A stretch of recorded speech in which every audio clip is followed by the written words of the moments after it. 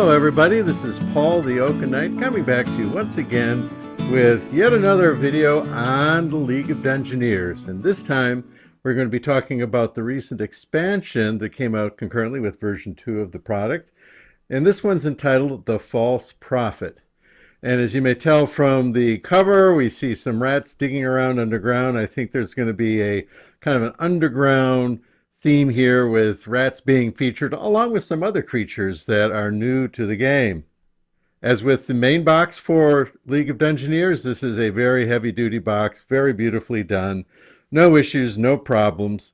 Even though this box may only have half the volume of the core box, it's still probably twice the size of a standard wargame box. So this in itself is still a pretty darn big box. All right, let's go ahead and take a look at what's inside.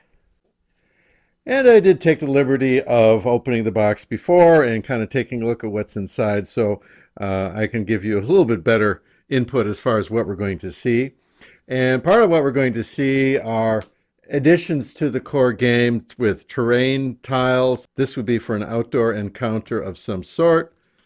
And here we see, looks like tracks going down in the mine. So, like I say, I think there's definitely an underground theme going on in this version of the game. We have yet more standees, and from looking at them, I see goblins and assassins, spiders, and another feature is the mushroom people. So we got rats and mushroom people. All right, how good is that? There's a mushroom head. All right, number 2, and we see more of the spiders. We see more of mushroom people. That is one of the things we're going to see. And I also see rats. And I think rats and mushroom people are really going to be featured in this expansion. And thirdly, we have big rats, as well as some and sundry others with another rat and a shroom. What is this? Oh, the Shroom Queen. We got the Shroom Queen. That's the queen of the shrooms right there. Cool. Now, one thing I noticed with all this stuff is everything is individually mounted in the sprue. So if you look here, it's just kind of general utility counters, along with a cart, which is kind of cool. But everything is individually mounted, and it's going to be very easily popped out of these sprues with a minimum of nubs. So popping this stuff out is going to be a breeze. Then we got more terrain, and each of these sheets is two-sided. So this is adding to the enormous amount of stuff you get in the core game. And of course, this is going to be to support the campaign. This might be just a little dark, but I think I can see everything. It's just maybe a little bit darker as far as shading than I would like to see. More underground stuff, more tracks for the mine carts. And again, everything's two-sided. It's 1, 2, 3, 4. And there we go with more stuff. Each one of these will be combined in the various quests that you're doing as part of this expansion to make the game that you're going to be playing, where all your adventurers are going. Now, this one is like one big humongous one. It's not outdoors, but it looks like it'll play like an outdoor one. And here is, more mine tracks, more mine carts, more miney stuff, which is exactly what the cover would imply. Now let's take a look at what's inside the box, underneath all this good stuff. Well, we have an assortment of cards. And so 3 new decks, and we have the sleeves of all the sizes that we'll need for this. So that is very cool. This is all traps. So when you're underground in the mine, you're going to have traps. And yes, you have traps. You have invocations. So this sounds kind of spellish. This sounds like spells. Now I see a little bit of change of color here. Maybe you don't see it. So there might probably more in here than just that. Well, maybe not. Battle Wizard. So this is a magic user spell. All right, so this appears to be all spells. Alrighty. And then, oh boy, monsters. lots of monsters, many monsters. And let's see, here's a mining. So some of this is going to be terrain, some of this is going to be beasties to guide you through your quest. Very good. The nice thing is they give you all the sleeves of these sizes. And some of these are not standard size, so these oddball sizes sometimes are hard to track down and get an exact match on. And then over here, here's your basically player aid cards. This is going to be the AI for the new creatures, and it's going to be telling you more about the locations that you're going into. So some of it will be of that, and some of this is going to be AI for the new creatures, because that's what they look like. And of course, they give you the large slips.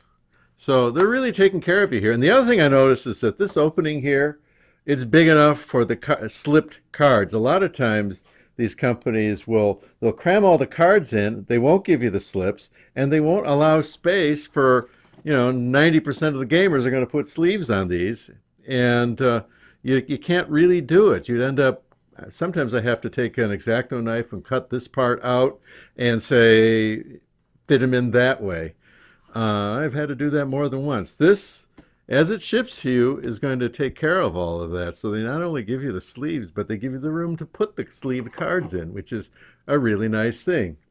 These are magic, maybe not magic items, but these are various items you can find from minor to significant. The cantrips, as I recall, is minor stuff. So here on the back you see an acid bomb, consumables, some of it that your character can carry along with you and use on your mission. Now we could dive a little bit deeper. Let's see. Ratkin, and if you can read this, that's shrooms. It's talking about shrooms. So some kind of bags for creatures, maybe that you already have set up and not using, and you get the standees. This is all based on standees, which is just fine. This system is so big and physically pretty heavy. I really don't need to try to track 250 plastic miniatures. I just don't need that, and I'm very happy with the choice they made. All right, the False Prophet, the manual. Now, this rulebook, just like the core rulebook, is hardbound. It's a beautiful thing. Oh my goodness. As far as page count, 75 pages. And I'm seeing things, just looking through here, and I have looked through here. They have 2 new races. We got half ogres. There you go. What do you do when a full ogre isn't good enough? You have a half ogre. And you have duck folk. Oh man, I've always wanted to be a duck folk. How about you? There we go. Duck folk. Cool. Am I imagining things, or does that look like Howard the Duck? Probably the worst movie ever made in the history of cinema. Give Howard the Duck a shield and a sword, and that's what you end up with. All right. We also have 2 new classes. We have druids, and we have Knights. As well as they fleshed out, you see, they're going more descriptions of the druids and the plants they can have fun with, but they also expanded out the dwarves. So the dwarves have more detail in them than they used to. They have their different clans and talking about what they do. So just like in Lord of the Rings, they had the 7 clans of dwarves. Well, you have something like that here now. How about that? And then we go on with changes to talents and perks, crafting, more class specialty stuff, and then some non-players you can meet, and just various other things. So there's a whole kind of stuff in this rulebook to supplement the core rulebook, which is about 275 pages in and of itself. Don't worry about that. It's procedural. You just read the part that you need to, by and large, and you just kind of step through it. So it's not like you have to sit and read a 175-page tome in the core game. And here's the new weapons and stuff. So these are player A cards, and giving you the things that you need to use the unique weapons and armor, shields, various paraphernalia that's new in this expansion. All right. Player aid sheets, and these are just character sheets. And they look, except for the picture, they look pretty much the same as what came in the core game. So they're giving you some more sheets, which is not a bad thing. They give you a new quest book. Remember, the main quest book in the core was quest book 2. Well, we now have quest book 3. And quest book 3, let's see, it adds another 53 pages to the 105 pages of the base game. It's in the same semi-gloss, if you want to call it that, sort of finish. It's the upgraded finish that's in the core book for version 2. And it goes through all the various quests that are unique to this expansion. And then finally, you get legendary items. So there are some things you can find that are, well, unique magic items. Legendary items, there's probably one-of-a-kind things you can find. I'm looking at, well, let's see. Life stones and necklace of deflection and Olnir's hammer, okay. And necklace of flight, all kind of good stuff. The quill of magic, that looks kind of cool. So all kinds of unique things that you can find while you're questing in this expansion.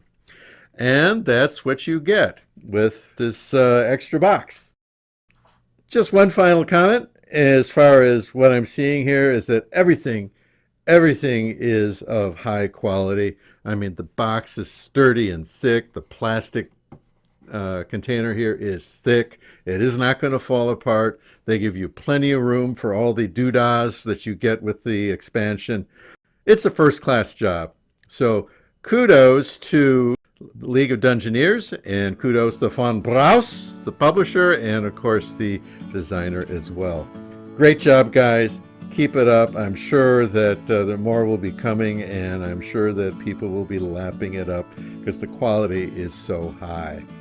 All right, that's what I got for the False Prophet expansion to League of Dungeoneers. If you have subscribed to my channel, I do appreciate it. If you have not, please consider hitting the subscribe button to join our team. And regardless, go ahead and give me a thumbs up. Give me a comment. I read them all and respond to most. So I'd love to hear from you as far as what we see here. But for now, I think that's good enough for today. So this is Paul, the Oaken Knight, wishing you all a pleasant evening. Bye for now.